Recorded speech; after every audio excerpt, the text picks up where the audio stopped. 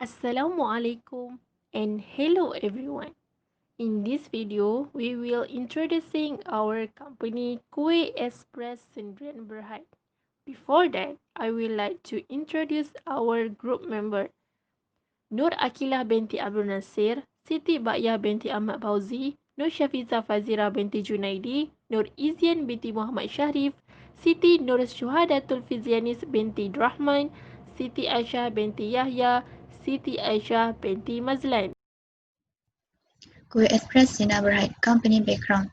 Kue-weh Express Sdn is a business that manufactures high-quality frozen food pastry which maintain a recipe using the latest processing, have a variety of different type of kue traditional with affordable price. Established in 2010, which was only initially done at home and now has a more comfortable factory due to increasing demand. It's located in a strategic area in Kuala Lumpur and has 15 stockists throughout Malaysia. Kue-weh Express team members. Our amazing team was founded by Nur Akilah binti Abdul Nasir. Her position as CEO in our company. For our secretary, which is Nur Shafiza Fazira binti Junaidi. Next, Nurizan binti Sharif. Her position as Sales and Marketing Manager. Next, Siti Ba'yah binti Ahmad Fauzi. Her position as Operating Manager. Next, our Assistant Operating Manager, which is Siti Nur Syuhadatul Fizianis binti Rahman. Next, Siti Aisyah binti Yahya. Her position as Purchasing Manager. Next, Siti Aisyah binti Mazlan. Her position as Administrative Manager. This company is located at P Desa Taman Setapak Jaya 15 Jalan Rajang 11, Setapak 53300 Kuala Lumpur, Wilayah Persekutuan Kuala Lumpur. We choose this location because accessibility and parking. We providing a comfortable and adequate parking space to facilitate customer to visit and buy. The second is safe location. Safety is a maintenance and secure for the visitors. Operation timeline. Starting from 2010 until 2012, starting with a small business at home and selling on the roadside. From 2013 until 2016, demand increased and started selling instant frozen local pastries and also still produce at home. 2016 until 2020 started to have factories due to demand throughout Malaysia and has 50 stockists in each different state. Operation hour. We open on Monday until Saturday on 9 a.m. until 5 p.m. We just close on Sunday. We use marketing strategy like Instagram, Facebook, and email. Next, my company mission is to be the most sustainable company in Malaysia by sourcing ingredients locally to ensure originality of the instant traditional dessert and giving back a childhood memory to the community. Next, for the vision is to be the one-stop for all instantly Malaysian traditional dessert and bring happiness to our community.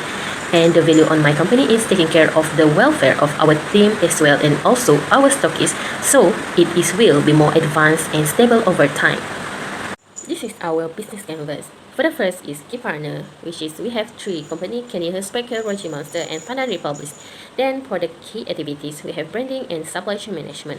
Then for the key resources, we have product and local dessert. Next, for the value proposition, we have different method payment in etc. For the customer relationship, we have social media page and online discussion. Next, for the channel, we have social media and website. For the customer segment, we have strategy and management, marketing, and etc. For the cost structure, we have product input, which is ingredient. For the last is revenue stream. We have delivery charges and advertising. So this is a comparison between private and public companies. So our company, which is private company, is not listed on any stock exchange. The minimum capital is lower, and the private company can have only a limited number of members. The prospectus cannot be issued for invitation to shares of the company. The share transfers are not so easy and no need to disclose its earnings reports to outside parties. A private company may not need to offer any new issues of shares. The minimum number of directors is 2, and the motive of the company is to make profit. And lastly, the management are managed by the owners themselves. The procedure of registering or incorporating our business under written law in Malaysia. According to Companies Act 2016 in Section 14, an individual who wishes to form a corporation shall apply to the registrar for incorporation. In addition, for any unlawful purpose, a company shall not be formed. Pursuant to the Companies Act 2016 in Section 14, the application for incorporation under this section shall include a statement by any person wishing to form a company containing the following information such as name, status, company, nature business, address, identification, or any other information. Under the Companies Act 2016 in Section 15, if the registrar is satisfied that the provision of this act as to the application for incorporation are complied with the prescribed fee has been charged, the registrar shall enter the company's information in the registry. Next, assign a registration number to the company as a registration number and issue a notice of registration in the form manner that may be determined by the registrar. In order to set up a company, the business must be registered. There are procedures registering our business entity for the registration procedure. First, company may be registered by the personal name or trade by name. The company name that use a personal name as shown in the identification card is not necessary to apply for a business name. Next, fill the registration form, such as Form A with the following information: name of business, date of start business, main place business, the address of the company branch, information to the owner, form of transaction carried out, and please include a copy of the relationship agreement. All company owner and associate must sign the complete form. And the document to be analyzed, permission, license, encouragement, and approval of supporting letter if requested. This is the example of the form, which is Form A, that to register the business. I will present relevant written law which are related to the Kue-weh Express Sdn, which consists of two, which is written law and authoritative parties. As for the written law, it consists of three acts, which is Food Act 1983, Employment Act 1955, Occupational Safety and Health 1994.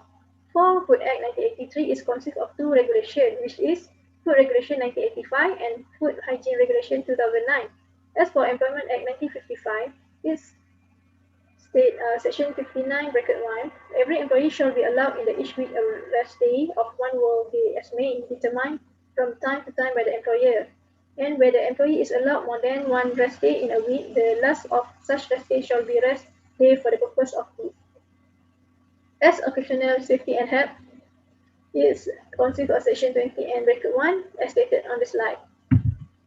For the authoritative parties, it consists of five, which is Ministry of Health of Malaysia, Department of Islam Development Malaysia, JAKIM, Company Commission Malaysia, Makanan Selamat Tanggungjawab Industri, MISTI, and Ministry of Domestic Trade and Consumer Affairs.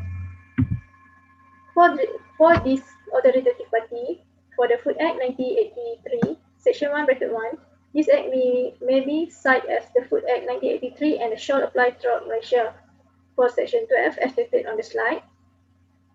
As for JAKIM, Section 4, bracket 1, it says certified halal by the competent authority and the mark with the logo as specified in the first schedule. As for MESTI, it consists of 10 elements to apply.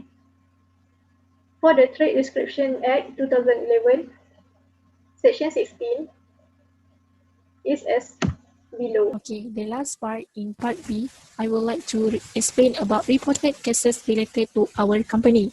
Both these cases assist in clarifying that dispute among shareholders under a shareholder agreement can still fall within the operation relief under Section 346 of the CA 2016. This distinguishes the Federal Court decision. The High Court decided the breaches were not mere breaches of shareholder rights simply stated as contained in the shareholder agreement. The breaches were in relation to the manner in which the affairs of the company were being conducted or how the power of the director are being exercised.